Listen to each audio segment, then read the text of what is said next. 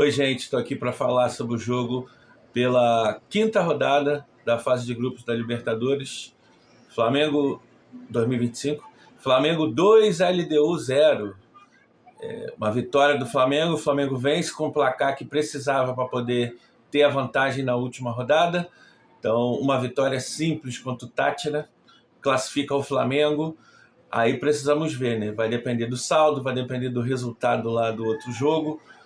Tem algumas combinações. Flamengo, LDU e Córdoba tem chance de se classificar e tem chance de ser eliminado. Então os três brigam por 2 vagas, mas o Flamengo joga por uma vitória simples contra o último colocado, que chega totalmente desmobilizado. Teve 2 jogadores expulsos no último jogo, enfim. A situação ficou muito favorável ao Flamengo se classificar. Apesar da campanha péssima, né? Não podemos deixar de dizer isso. Ainda que o Flamengo consiga se classificar em primeiro, o que não seria nem nada de muito absurdo. O Flamengo, para ser primeiro, precisa que a LDU vença o Córdoba e que o Flamengo mantenha essa vantagem mínima de 1 gol de saldo que tem contra a LDU, contra o Tátira. Então, assim, não é nada de muito absurdo. Pode acontecer. Pode. É até uma possibilidade relativamente grande disso acontecer. Da LDU conseguir bater o Córdoba em casa e do Flamengo conseguir bater o Tátira e o Flamengo conseguir manter essa vantagem no saldo. Agora, ainda que isso aconteça, a campanha do Flamengo vai continuar sendo péssima. Não apaga tudo que já aconteceu.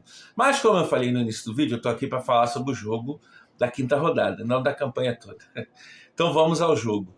Flamengo inicia, e eu cantei essa pedra na live de segunda, que nesse contexto, dado que a LDU viria para se defender, para buscar um empate, que dava para escalar Gerson e De La Cruz, né, já que não teríamos Pulgar nem Alan machucados, e outra opção era Everton Araújo, que tem muita dificuldade com bola no jogo de construção, então daria nesse contexto para escalar De La Cruz e Gerson, e parece que eu acertei, né?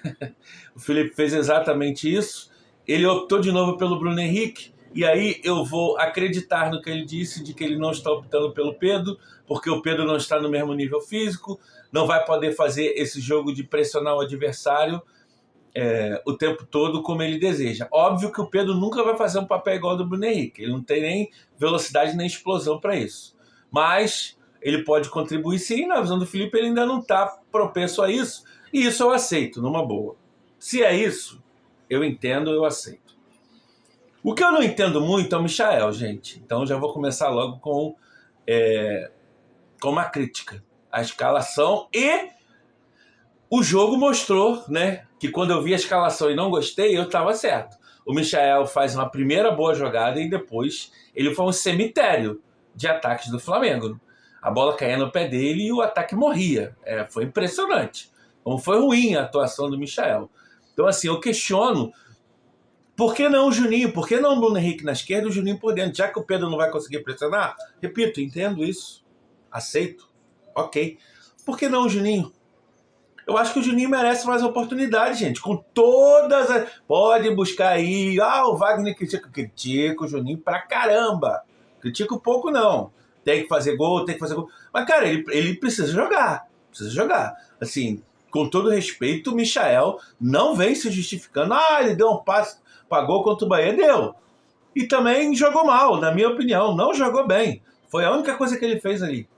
Enfim, então, na minha opinião, o Michel não vem se justificando. O resto, acho que o Felipe foi muito bem de ter colocado o Gerson De La Cruz de volante, botar o Luiz Araújo, um cara que merece. Fez um grande jogo, para mim, o melhor.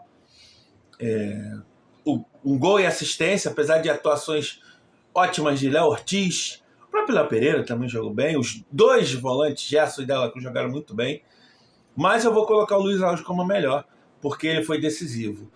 O Flamengo começa como sempre, pressionando como louco o adversário, sufocando o adversário que estava muito fechado por dentro.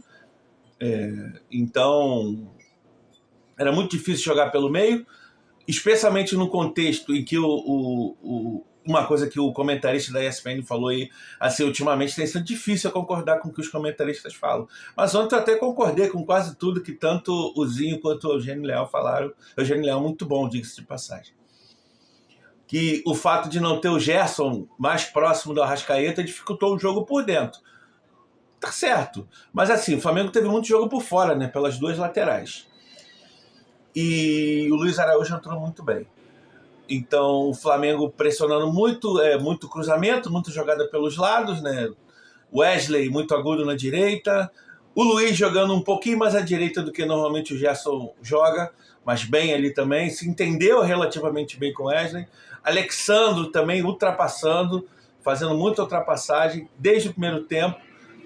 Então o Flamengo sufocando, mas estava meio difícil de entrar por dentro.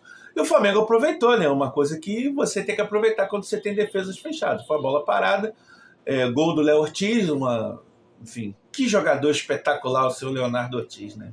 É impressionante, impressionante. E o primeiro tempo continuou nessa mesma toada, o Flamengo pressionando, criando algumas oportunidades. Acho que assim, não tiveram grandes chances criadas, mas chances, né? Assim, grande chance não teve. Talvez uma do Michael. Acho que o Michael, um lançamento que o Gerson dá, ele corre nas costas da defesa. Aquilo ali você pode computar como gol perdido.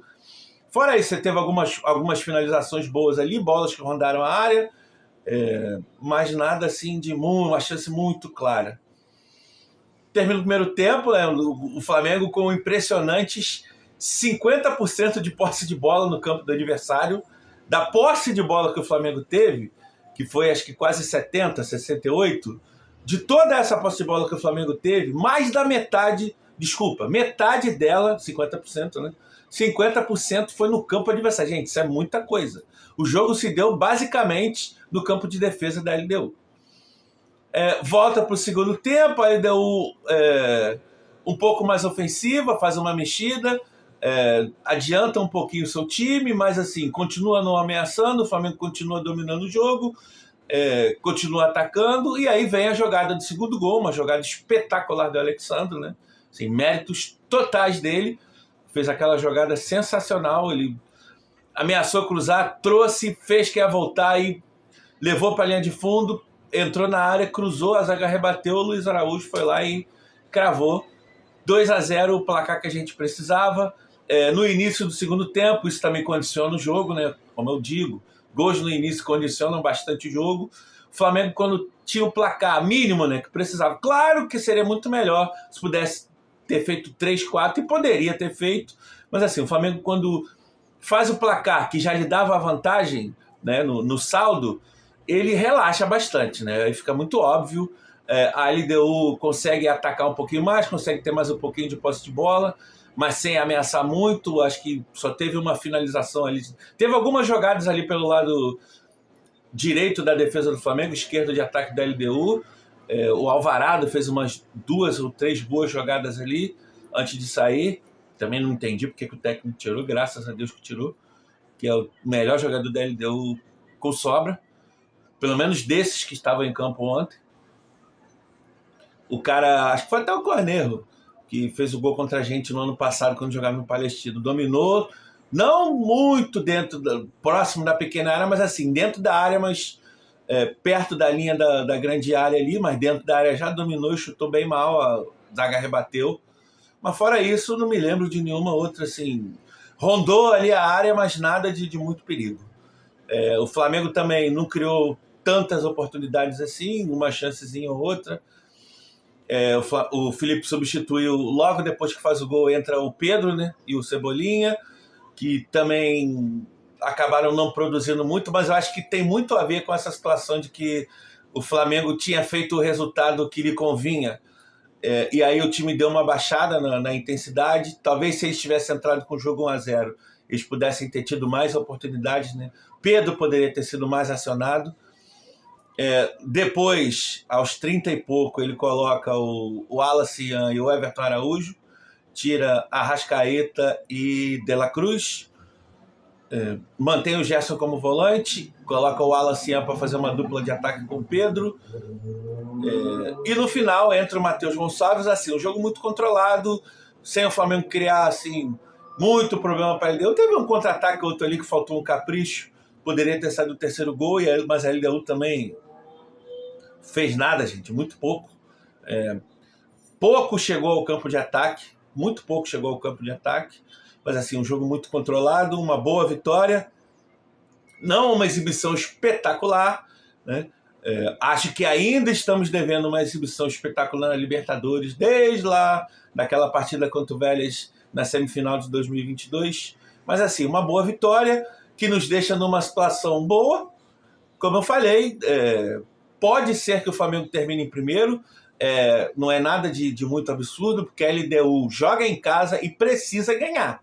O único resultado que interessa para a Liga Deportiva é a vitória. Se eles não vencerem, eles vão para a Sul-Americana. Então, assim, eles vão para cima do Central Córdoba, mas é um time argentino, a gente sabe como é, catimba, sabem jogar esse tipo de jogo.